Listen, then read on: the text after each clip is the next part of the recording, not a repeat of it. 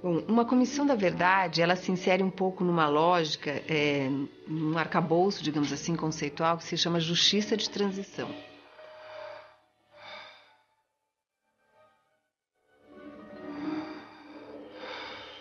Esse arcabouço ele começa a ser construído, sobretudo, ao final da Segunda Guerra Mundial.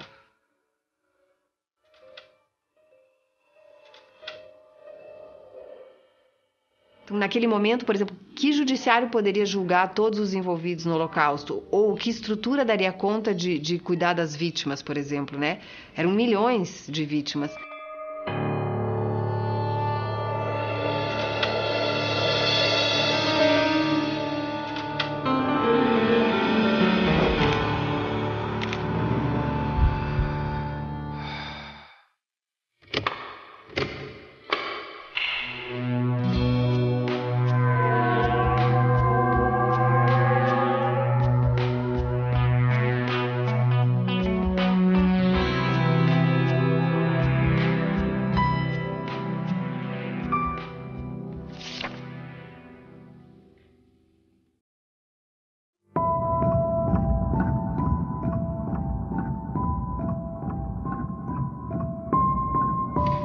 Os conceitos utilizados pela lei que criou a comissão são conceitos desse direito internacional. Quando fala de graves violações, não existe graves violações no direito brasileiro.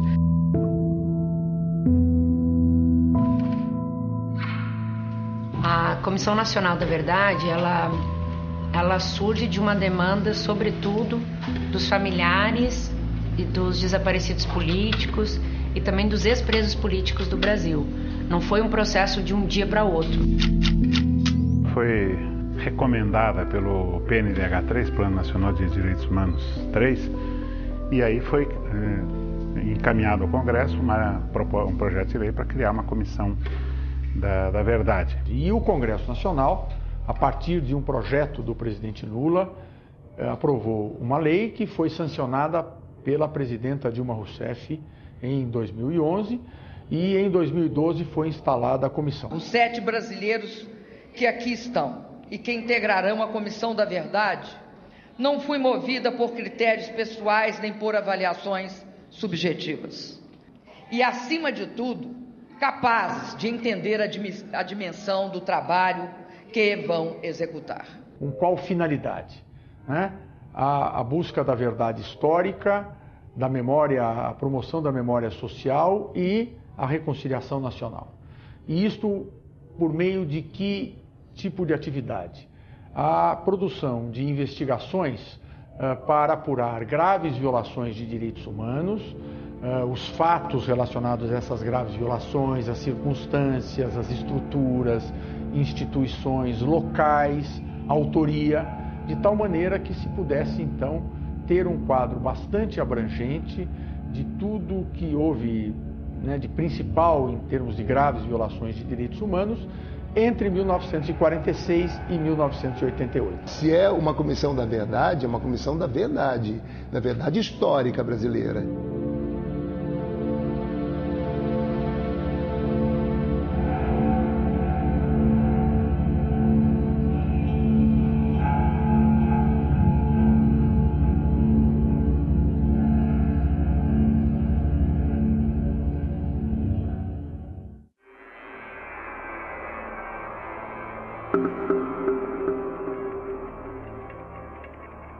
Jânio decide se aproximar por conta de uma missão chinesa que havia visitado Cuba, estava em Cuba em abril de 61.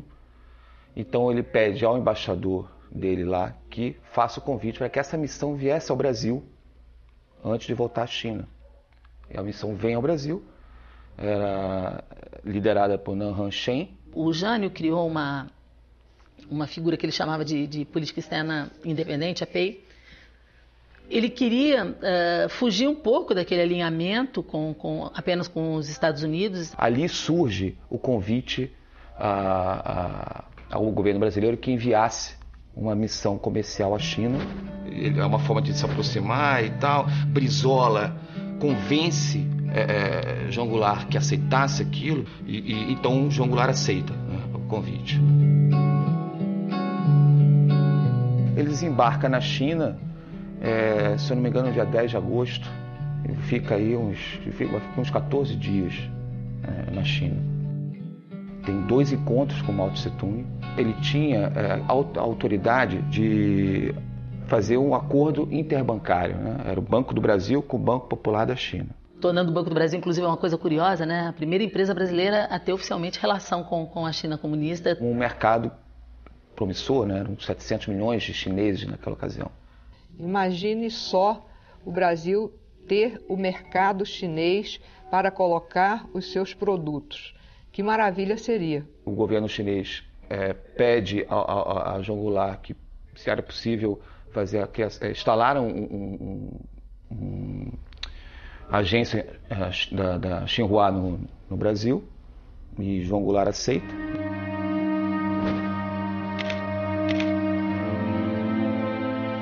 Quando o Jânio renuncia, o país mergulha num caos enorme, porque quem tinha que assumir era o vice-presidente da República, João Goulart.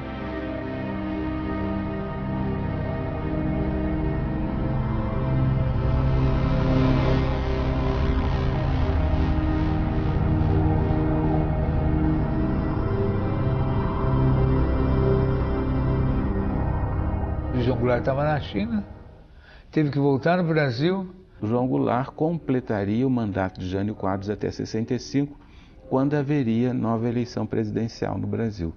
E a direita fechou o cerco, que não queria que João Goulart assumisse como vice-presidente da República. Foram criadas condições de instabilidade no país, apesar do Grisola ter resistido lá no Rio Grande do Sul, chamada cadeia da legalidade, posto a polícia militar, que não era polícia militar, era Brigada do Rio Grande do Sul, em armas, né? E foram feitas tratativas que João Goulart só poderia assumir se aceitasse o parlamentarismo. Foi aprovada às pressas a emenda parlamentarista e então João Goulart pôde tomar posse como presidente do regime parlamentarista. João Goulart assume e o clima de golpe estava instalado no Brasil.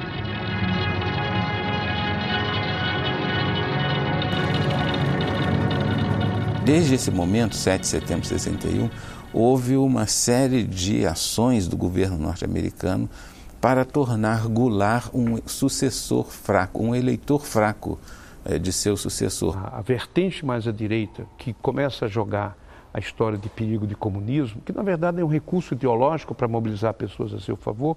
Fomos contaminados no pré-golpe de 64 pelo medo do comunismo. Não eram propostas que nos levariam ao socialismo, nos levariam um capitalismo mais democrático. Reforma da universidade, reforma bancária, reforma habitacional, e a mais conhecida, mais falada na época, era a reforma agrária. A reforma agrária que João Goulart sonhou era algo muito simples. Era para se pegar nas rodovias do nosso país, destinar 10 quilômetros de um lado e 10 quilômetros de um outro, para que as famílias pudessem, principalmente na região sudeste, produzir, facilmente escoar a produção.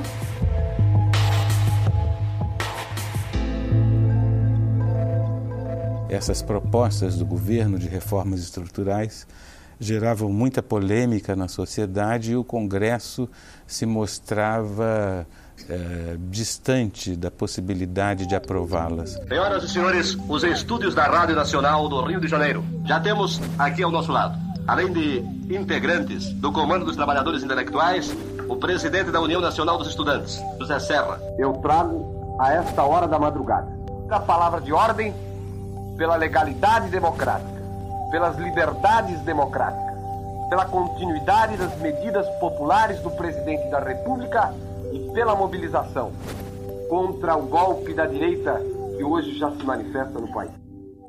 E houve o golpe, que para nós foi nós escutamos na vitrola, pelo rádio, em voz baixa, num clima de muita tristeza. Apesar de haver o medo do comunismo. E na virada do dia 1º do dia 2, já na madrugada do dia 2, por volta de 2 da manhã, o presidente do Congresso Nacional, o senador Auro de Moura Andrade, convoca uma reunião às pressas. O senhor presidente da República deixou a sede do governo, abandonou o governo. Assim sendo, declaro vaga a presidência da República.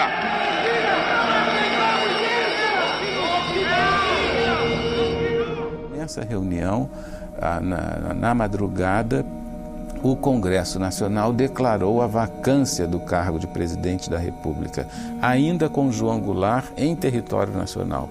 E essa decisão foi revogada numa decisão histórica do Congresso agora, apoiando uma resolução dos senadores Randolfo Rodrigues e Pedro Simon.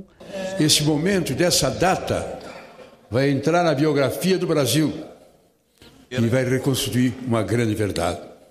O que o Congresso Nacional fez foi reconhecer a importância do mandato presidencial do presidente João Goulart e virar uma página triste da história nacional. Naquele dia, não estava vaga a presidência, que o presidente João Goulart estava em Porto Alegre tentando se articular para resistir ao golpe.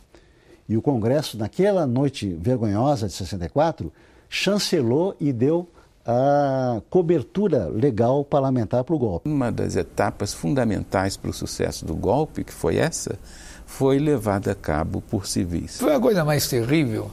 Você imagina o que eles prenderam de gente, o que eles barbarizaram de gente. O estádio Caio Martins, em Niterói, por exemplo, já na primeira semana do golpe militar, ele serviu para a prisão de mais de 1.000 pessoas. Casos históricos como o navio Raul Soares, que ficou atracado no Porto de Santos, com centenas e centenas de presos. Nas ruas, eles fretavam ônibus, prendiam gente nas fábricas de dúzia. O caso exemplar que a Comissão da Verdade pesquisou, trabalhou, foi o caso dos chineses, dos 9 cidadãos chineses que vieram aqui para o Brasil entre 61 e 64, né, para instalar aqui uma missão comercial que tinha sido negociada a pedido do Jânio Quadros.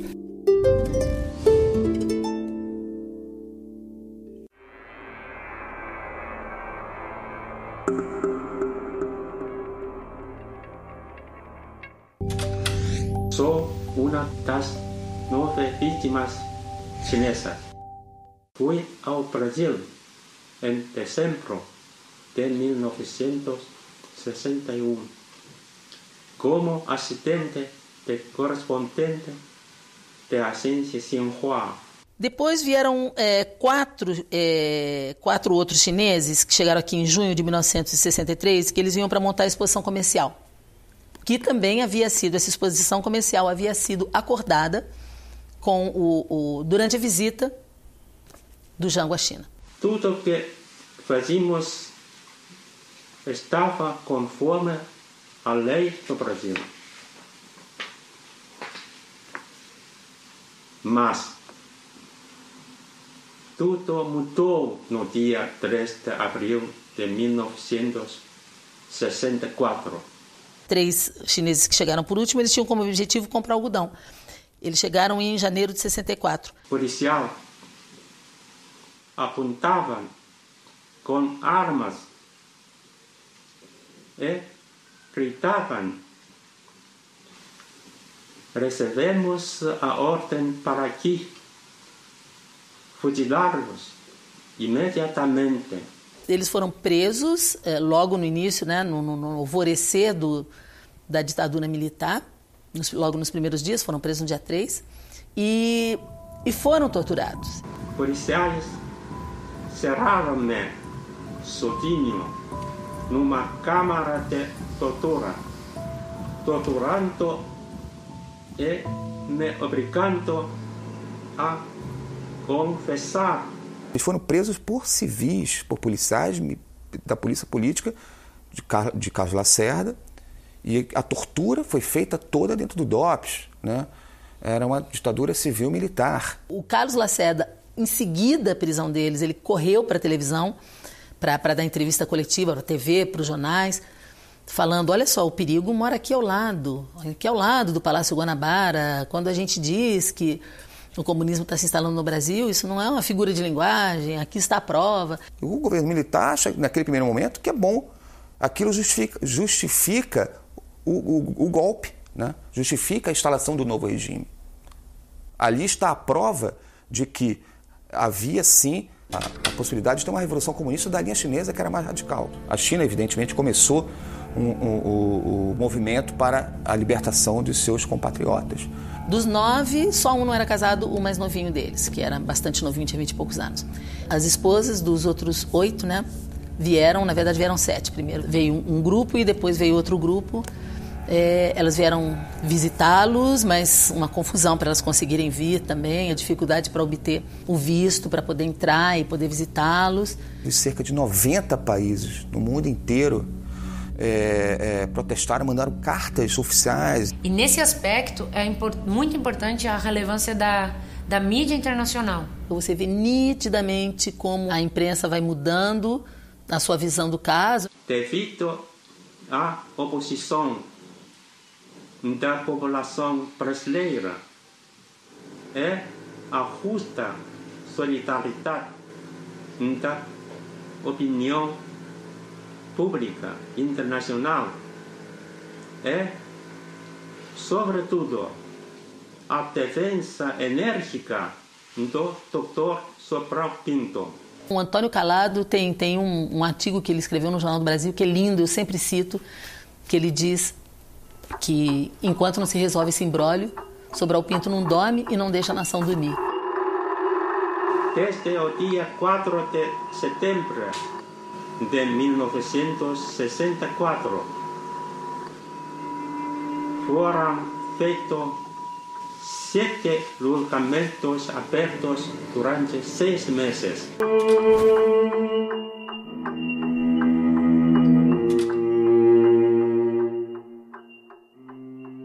Foi um processo em que a hipocrisia, a mentira, a violência ficou muito claro. E quem denunciou isso de uma forma muito forte foi o advogado dos chineses, foi o Sobral Pinto, né, que é um advogado paradigma da ética para a advocacia brasileira.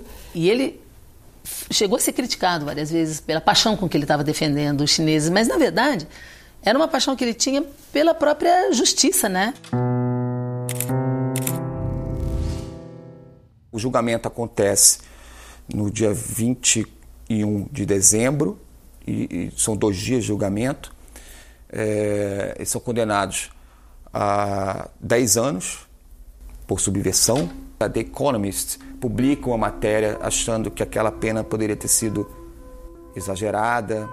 E então se decide pela expulsão pura e simples dos chineses. O decreto é publicado em março, 4 de março, os chineses são expulsos no dia 17 de abril. Por que esses chineses foram torturados, presos e expulsos do país? Porque interessava aos militares que o Brasil rompesse relações com a China?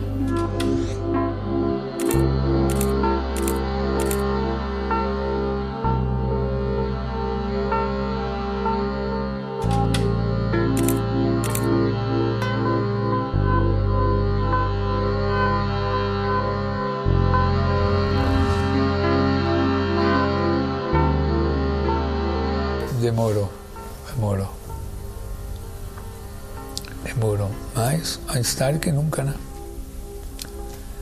Primeira visita de um presidente brasileiro à China em 84, o João Figueiredo. Estava o Wang Otig, foi um dos articuladores também, pelo lado chinês. Então há um jantar e tal, e entre os diplomatas, e aí um diplomata pergunta ao Wang Otig: o senhor já esteve no Brasil? E ele diz: sim, eu estive no Brasil 1 ano. Então o senhor conhece muito bem. Não, esse ano eu fiquei preso. Foi a prisão dos chineses, a tortura, etc., que fez o Sobral romper com a ditadura militar, como ele viu a enorme quantidade de inverdades, de mentiras, toda a injustiça cometida. Ele rompeu ali com o governo militar e inclusive se tornou um grande defensor de presos políticos, né?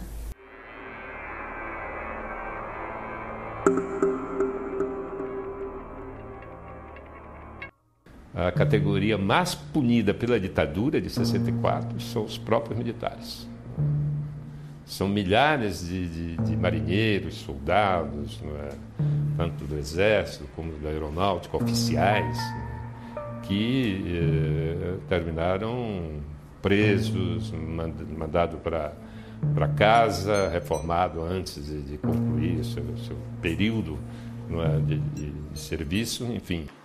Qualquer militar, após o golpe, que dissesse que era contra o golpe, que era janguista, que era simpatizante do Jango, ou do Leonel Brizola, ou do Darcy Ribeiro, infelizmente, os próprios colegas do quartel denunciavam aos oficiais, porque eram ordem dos próprios oficiais, eles colocavam seu nome na lista e nas relações deles, e a partir dali você ficava rotulado como sendo um inimigo da nação. A delação era uma coisa prioritária para eles, quer dizer, se eu quisesse te sacanear, falava, esse cara aí é terrorista, aí eles iam te pegar, independente de qualquer outra análise. E aí bastava que o ditador, ou alguém, muito menos que o ditador, considerasse você ou eu um subversivo para a gente sofrer o que fosse possível, o que eles conseguissem. Da questão de ouvir os dois lados, eu tenho uma opinião muito nítida e sempre declarada em palestras, entrevistas, que é a seguinte: o lado legalista, né, o lado que enfrentou o golpe militar e civil de um jeito ou de outro, só pelo fato de ter se colocado contra e ter agido de um modo ou de outro, repito, esse lado já foi punido de diversa forma. Já foi exilado, já foi torturado, já foi morto.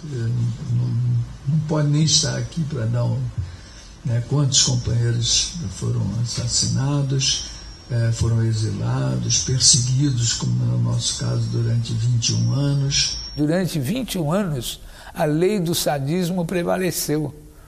E esse sadismo tem que se saber, porque não adianta nós ficarmos chorando os nossos companheiros, nossos irmãos. Nós queremos saber quem os torturou, quem os matou, quem ocultou seus cadáveres. Os militares e civis que se tornaram vitoriosos naquele momento entenderam que deveriam institucionalizar o que eles chamavam de Revolução de 64, criando regras e estabelecendo procedimentos, sobretudo no que diz respeito à punição dos que eles julgavam subversivos, comunistas, e, enfim. E para isso lançaram um ato institucional. Os militares suprimiam as liberdades individuais, os direitos individuais, cassavam mandatos, aposentavam professores, cassavam os direitos políticos por 10 anos de cidadãos que exerciam profissões particulares. O AI-1 abriu a temporada de punições, que vai até junho de 64.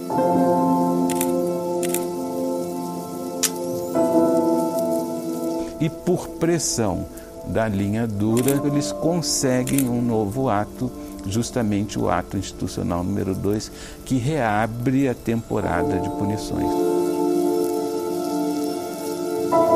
De 66 a 68, foi um período de intensa atividade em todo o Brasil e enfraquecimento do regime, né? Os militares estavam muito desmoralizados, muito desgastados, e houve um enorme enfrentamento popular de novas gerações. Com base naquela agitação estudantil que houve em 68, para demandar um novo ato institucional, que é o famoso ato institucional número 5. Esse, então, já foi decretado sem prazo para a aplicação de punições. Poderiam ser aplicadas indefinidamente.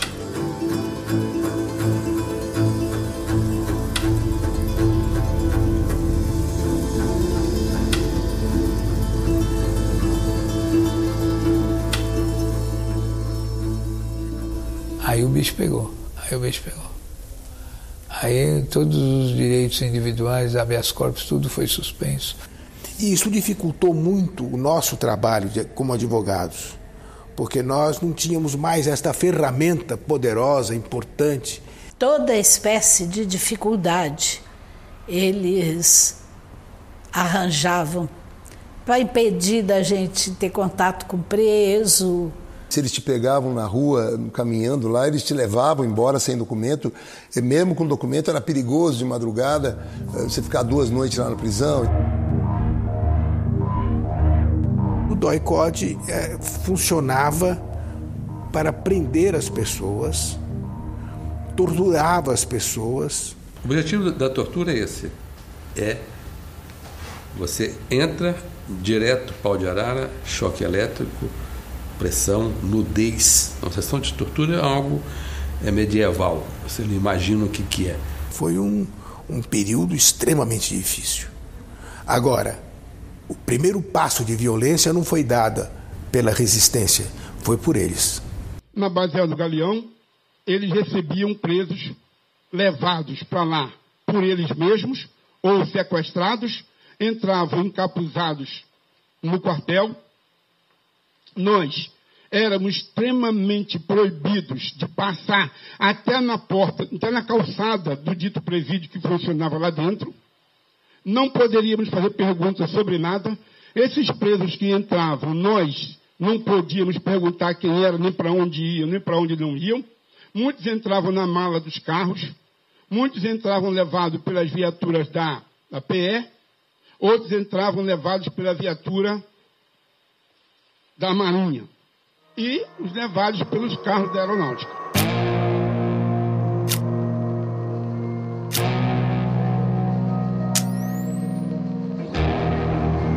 A dona Dilma Rousseff foi presa e foi torturada durante 22 dias, barbaramente, no DOI-CODE da Rua Tutóia. O BAN que virou DOI-CODE. Ela é uma testemunha viva desse período tenebroso da história brasileira. Ela diz, fui torturada, levei pau de arara, sangrei. É um depoimento comovedor. Uma presa política chilena que foi torturada e presa pelo Pinochet em 76 e virou presidente no ano 2000, chamada Michelle Bachelet, tem uma frase que eu gosto muito, dizendo o seguinte: só as feridas lavadas cicatrizam. Nós passamos por um momento muito triste, muito ruim, muitas injustiças. A ditadura sempre é ruim. A ditadura militar tem uma tendência de ser pior, né? O Estado brasileiro é responsável pela violência praticada contra essas milhares de pessoas que foram mortas, que foram torturadas, que tiveram seus direitos cassados, que foram violentados, pela censura.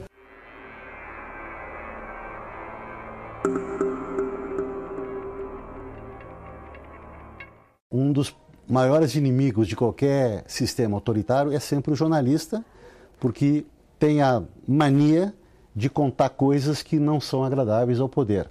Censuravam tudo, assim, bobagens, censuravam o que tinham que censurar, censuravam o que não tinham que censurar, viam coisas onde não tinha. As ditaduras, elas sempre se envergonham muito do que fazem. Então elas censuram, mas não querem deixar isso explícito.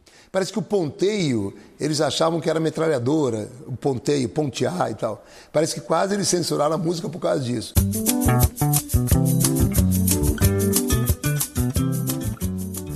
Quando nós fizemos uma música, a Tonga da Mironga do Cabulete, que era exatamente a vontade de mandar tudo para aquele lugar, e não podia, né?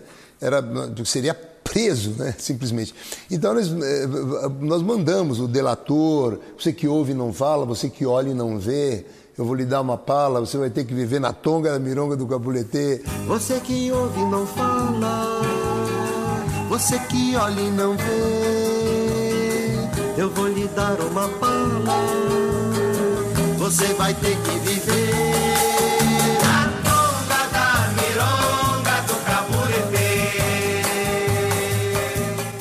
A sociedade brasileira comportava-se como se catatônica. O certo era errado, o errado era certo. Você denunciar era errado, você aceitar era certo. Ninguém viu nada, ninguém sabe nada, todos olhavam para o outro lado. O que o Chico sofreu com Roda Viva, né? No Oficina, o Rei da Vela. Nossa, foram terríveis as posições deles. Eles entravam em teatros, batiam em atores. Foi uma situação muito, muito complicada naquela época. E pior era o medo dos amigos sumirem, né? Sumirem mesmo. Sumirem e não voltar mais. A ditadura impediu a cultura, impediu o cinema, impediu pesquisa, impediu muita coisa. Foi uma coisa muito complicada. Os artistas saíram, o Chico foi para Roma, me chamou para ir com ele lá. Fiquei com ele uns 10 meses mais ou menos ali, trabalhando. O Caetano e o Gil foram para Londres. O Vandré se perdeu no mundo, também saiu daqui. Quando eu voltei ao Brasil, já em 70, eu conheci o Vinícius. O Vinícius me chamou, porque teve um disco lá com o Chico. E o Vinícius não trabalhava aqui. O Vinícius estava totalmente aposentado nessa época. A música brasileira tinha acabado. A bossa nova não existia. Era um ermo aqui o Brasil. E ao mesmo tempo, a população tinha vontade de ouvir música brasileira de novo. E ninguém sabia disso. Quando eu comecei a trabalhar com o Vinícius, ele me convidou para ir trabalhar na Argentina. Em Buenos Aires, porque era impossível Vinícius de Moraes fazer alguma coisa no Brasil.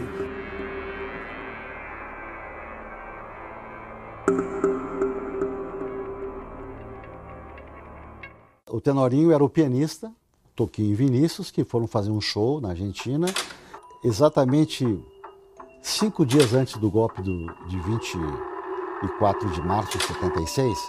Isabelita, ainda presidente, foi derrubada no dia 24 pelo golpe do Videla. Eles estavam em Buenos Aires fazendo um show. E tinham acabado de matar um general com uma suposta batida policial, que não eram os policiais. Então o clima estava muito pesado mesmo. E o Tenorinho, num certo momento, na noite, do dia 18, me parece, ele sai do Hotel Normandie, no centro de Buenos Aires. Aí, a umas 7 da manhã, mais ou menos, a namorada dele nos acordou e estávamos todos no hotel, junto com ele, e falou, olha, o Tenório não voltou. Ele saiu às 4 horas da manhã, mais ou menos, para comprar alguma coisa, um cigarro, algum negócio, e não voltou ainda. E ele era barbudo, estava lá com uma jaqueta de couro e tal.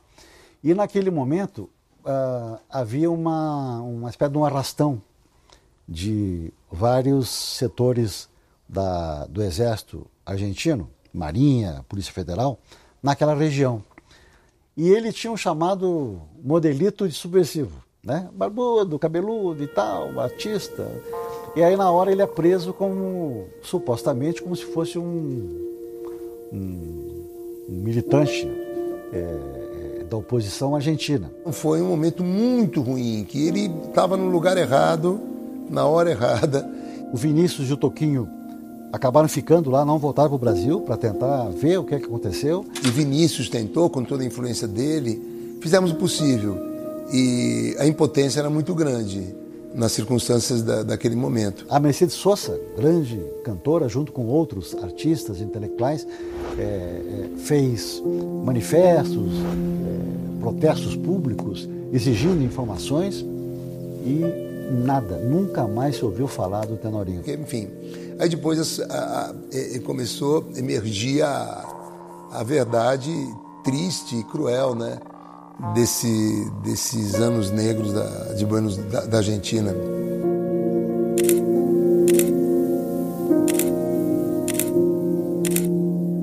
Ele foi preso por uma equipe da Marinha, foi levado para um quartel da polícia ali perto, e de lá ele foi levado para a ESMA, que vem a ser a Escola de Mecânica da Armada, que é o centro mais emblemático da crueldade e da violência da ditadura argentina. Na ESMA passaram 5.000 presos, só 500 sobreviveram. Os outros todos sumiram lá dentro. Tenorinho é um deles.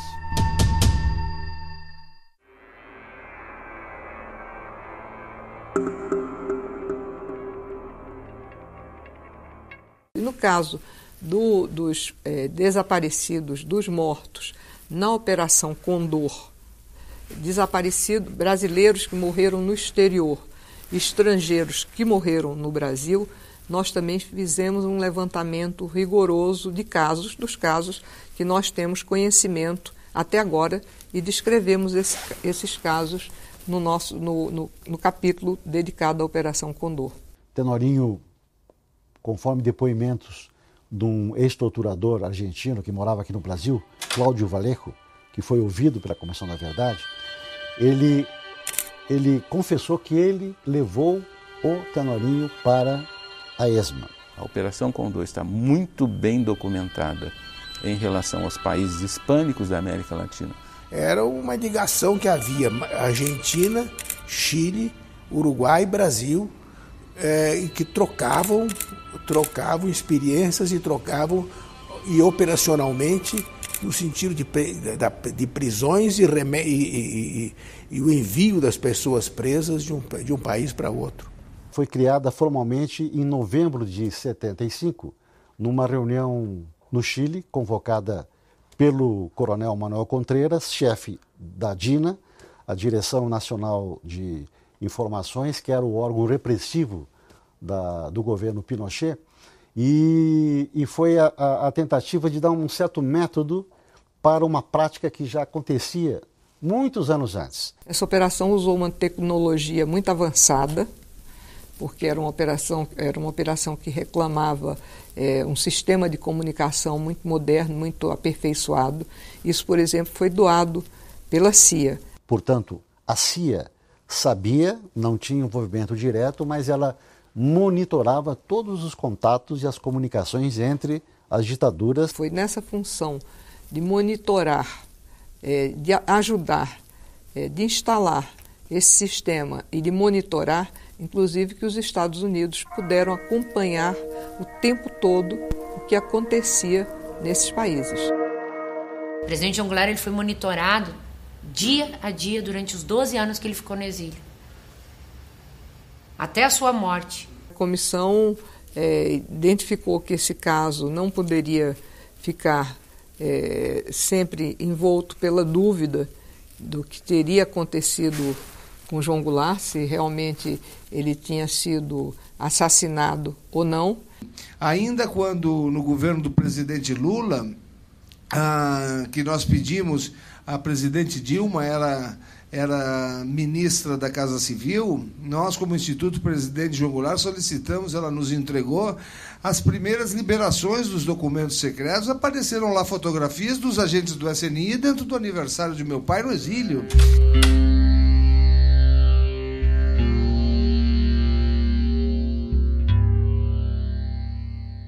E a comissão, então, fez uma investigação sobre o monitoramento havido em relação a Jango, e foi um monitoramento realmente praticado no âmbito dessa Operação Condor. Eu nunca me esqueço, estive no Uruguai e conheci o João Goulart. Conheci até bem, fiquei lá um mês, eu encontrava com ele quase todo dia. Eu chamava ele de presidente, né, o tempo inteiro. Ele era muito solitário, assim. O que fizeram com Jango foi de uma crueldade. O homem foi obrigado a ir ao ostracismo, a viver no ostracismo. O homem sofreu de uma solidão atroz. Está bem caracterizado que havia o projeto de eliminá-lo, porque o João Goulart representava uma ameaça muito forte ao domínio, ao predomínio, à continuidade do sistema militar ou à continuidade de uma democracia autoritária.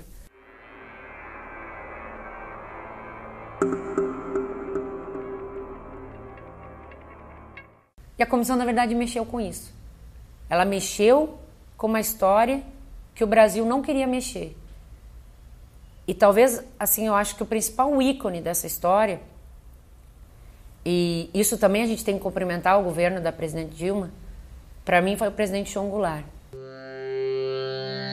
No dia que os restos mortais do presidente João Goulart voltaram a Brasília, as 3 forças estavam lá. Do ponto de vista simbólico, aquela cerimônia de homenagear um chefe de Estado que durante 50 anos, 49 anos na verdade, foi excluído da história do nosso país, já foi um passo muito grande para a democracia. Nós solicitamos, através do Instituto Presidente João Goulart, que o Estado brasileiro, como Estado, né, e não nós como família, investigasse, né, a morte de seu ex-presidente. Essas amostras serão analisadas, em primeiro lugar, com excelência técnica pelo governo brasileiro, com os peritos da Argentina, do Uruguai e de Cuba, que a família sugeriu, com o Comitê Internacional da Cruz Vermelha, que participa também conosco. Nós estamos trabalhando com informações sobre ele ter sido ou não intoxicado. Pode ser um veneno, pode ser uma alteração medicamentosa, pode ser uma retirada. Não se sabe exatamente. Determinados tipos de substâncias produzem determinadas reações pouco antes da nossa morte ou na nossa morte. Então, com essas informações, a gente pode fazer um direcionamento. As primeiras informações de que poderia haver alguma dúvida a respeito da morte dele surgiram em 1980, em plena ditadura ainda, né? Governo Figueiredo. Então são perguntas, quesitações naturais de um processo de um processo complexo. Pergunta desde identificação até questões de motivos e motivações da morte. É natural que o coração não esteja mais disponível para examinarmos. Portanto, não há como confirmarmos a morte natural por infarto do miocárdio. Por outro lado, no aspecto de morte violenta, envenenamento, não foram encontradas as substâncias indagadas aos peritos pela Secretaria de Direitos Humanos se elas poderiam ter causado a morte de Jango. Estas substâncias não foram encontradas. O Jango era cardíaco, né? Se você tira o remédio do cardíaco, que é obrigatoriamente diário, tem que ser ministrado diariamente, em 3 dias ele morre. É só tirar. Não precisa envenenar, é só tirar. Agora, daí não se tem prova disso, né? Examinando apenas os restos mortais disponíveis, não temos elementos probatórios para confirmar ou negar que essa morte tenha derivado de infarto do miocárdio. A obrigação da família não cessa aqui, num laudo inconclusivo. Nós vamos continuar, nós temos esperança de que novos documentos possam ser liberados pelo Departamento de Estado. Independente do resultado da exumação, de ter se comprovado ou não o envenenamento do presidente João Goulart. O Brasil tem a responsabilidade de exaurir, não é, todos os esforços para que não fique dúvida sobre aquilo que o Brasil precisa reconstruir da sua história na luta pela liberdade. O laudo traz resposta a inúmeras dúvidas que as investigações até então têm tido relativamente ao evento morte e inumação de Jango. Hoje nós estamos aqui concluindo um primeiro passo desta grande caminhada, que é averiguar toda esta possibilidade de que a morte do presidente João Goulart tenha sido provocada. A exumação do presidente João Goulart, no final de 2013, ela pode ser considerada a exumação do regime ditatorial, a exumação da ditadura. Eu sou um sobrevivente dela. Eu tenho um bando de amigos, quer dizer, boa parte da minha geração fez faculdade comigo, esteve no doicote. Ou se não teve no doicote, teve em outra prisão, teve no quartel da Marinha, teve na Ilha das Flores.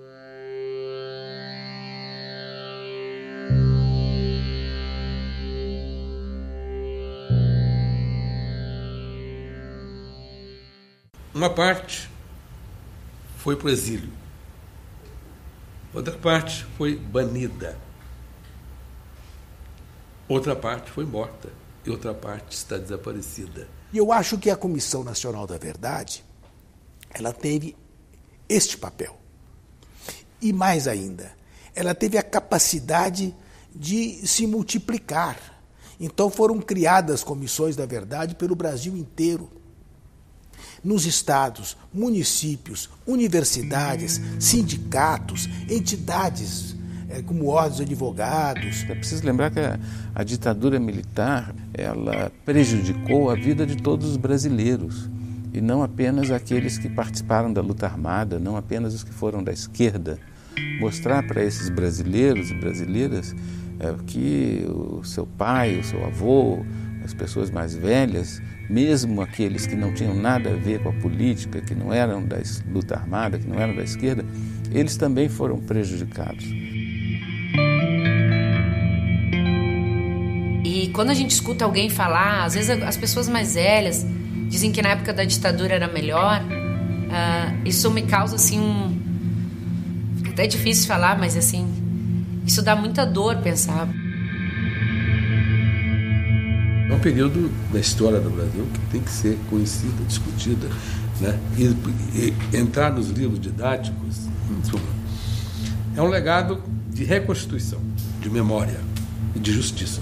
Então a Comissão da Verdade, ela teve um papel no nosso país e tem uma força, porque foi a primeira vez no Estado brasileiro que se criou um órgão capaz de investigar por um período curto de tempo, determinado, com objetivo específico, os crimes cometidos pela elite. Isso não é pouca coisa.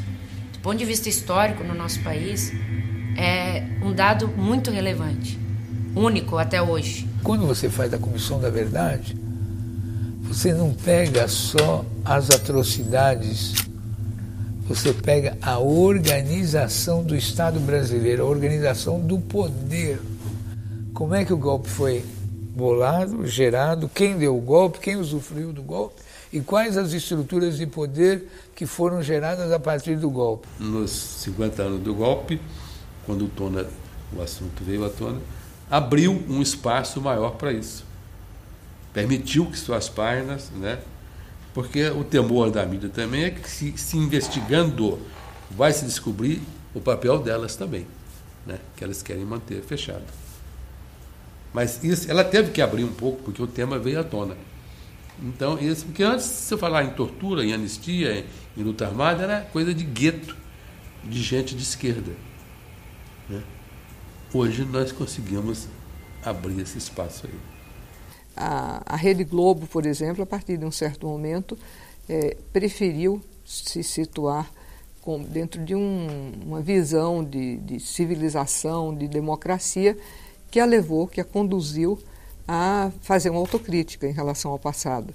É importante, inclusive, como exemplo para outras empresas, para outras corporações, porque é importante que, diante dessas autocríticas havidas, nós que temos uma posição crítica em relação ao passado, recebamos com muito contentamento e louvando iniciativas como essas, e não entendendo, né, que ou é tarde ou é falso. Não é o caso. Porque quais são os 3 pilares que a ditadura deixou? O poder da mídia, o poder econômico, para financiar os processos políticos, as eleições e decidir quem são os governantes, e o poder militar.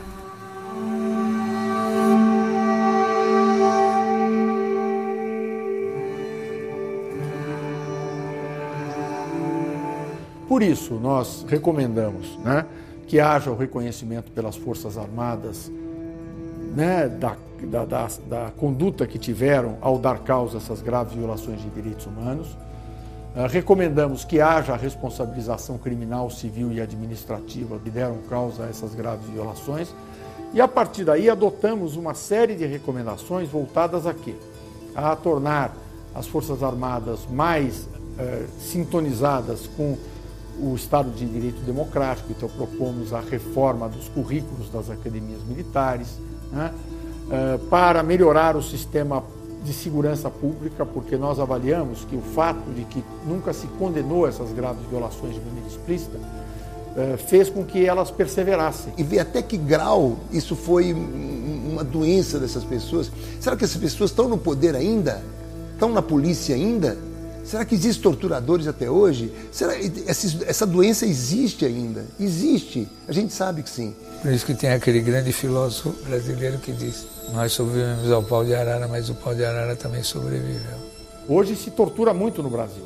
Não por razão política, né? Mas como uma prática comum na segurança pública. Então, nós focamos uma série de recomendações sobre a atividade policial. A população tem mais medo de polícia do que de bandido. E se os militares não vierem a público assumirem o erro passado, eles vão ter sobre eles sempre a ideia de que eles compactuam com isso e que poderiam, em situação igual, fazer a mesma coisa. Isso é muito ruim. Isso é uma nódoa, uma mancha que pesa sobre as corporações. Então é uma hora de limpar o passado e de rever o presente. Porque muita coisa está acontecendo no país e que a gente tem que ver. Eu não quero ter que fazer outra comissão da verdade daqui a 30 anos, entendeu? Tomara que não precise fazer, mas talvez seja necessário. E entre as nossas recomendações está de que deve ser criada uma comissão, uma entidade, a meu ver, que deve ter representantes do Estado e da sociedade civil, os advogados, Ministério Público, jornalistas, sindicato, enfim, que seja uma coisa plural e que leve avante este trabalho que foi confiado à Comissão Nacional da Verdade. Aí, então, de uma forma permanente. De uma comissão de seguimento, ou seja, de um órgão que dê sequência à ação da comissão para dar continuidade às suas ações e para monitorar o implemento de suas recomendações. E é isso que nós estamos propondo ao final. Nosso modelo, claro, há isso em muitos países, mas nós nos inspiramos muito num órgão que existe no Uruguai, que funciona junto à Presidência da República, chamado Secretaria do Passado Recente, até um nome poético assim, né? Com a ideia justamente de que haja esse segmento. O diálogo é a linguagem que tem que ser usada, né, num Estado democrático de direito. E que era fundamental de nós reescrevermos a história do Brasil com nitidez, com uma responsabilidade muito grande. Os fatos aconteceram há 40 anos atrás e nós temos que mostrar à juventude, às gerações futuras, aquilo que realmente aconteceu.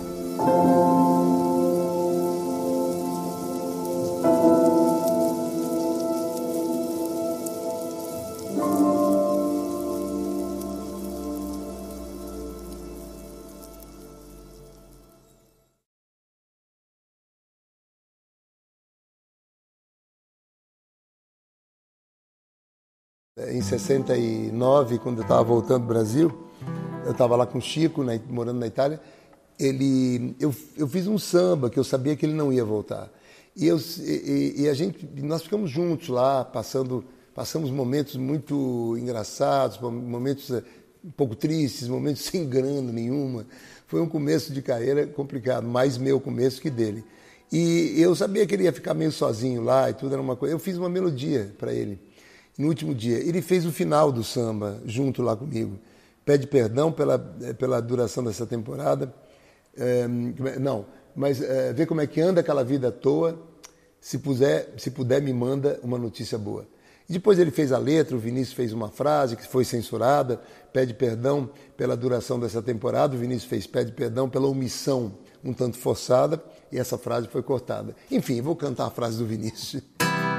E essa é a história de um amigo que fica fora do país e o outro que volta.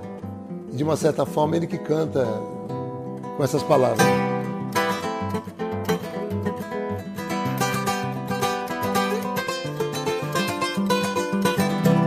Vai, meu irmão, pega esse avião.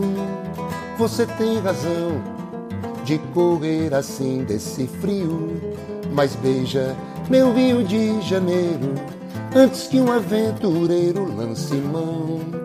Pede perdão pela omissão, um tanto forçada, mas não diga nada, que me viu chorando e pros da pesada diz que eu vou levando, e vê como é que anda aquela vida à toa, e se puder me manda uma notícia boa.